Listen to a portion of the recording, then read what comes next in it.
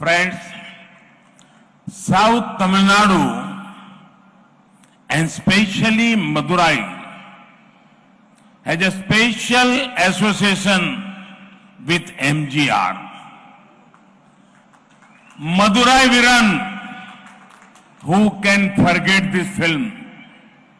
We all know who was among those who lent his voice to MGR. It was T.M. Sundararajan. நண்பர்களே, தென் தமிழகம் என்றால் அதற்கு புரட்சி தலைவர் எம்ஜிஆர் அவர்களுடன் மிக நெருங்கிய தொடர்பு உள்ளது. இந்த தென் தமிழகம் மதுரை வீரன் என்ற ஒரு திரைப்படம், யாராவது அந்த திரைப்படத்தை மறக்க முடியுமா? அதே போல எம்ஜிஆர் அவர்களுக்கு திரைப்படங்களிலே பாடல் குரல் கொடுத்தவர்களில் இந்த மதுரையை சார்ந்த T.M. சௌந்தரராஜன் அவர்களது குரலை யாராவது மறுக்க முடியுமா?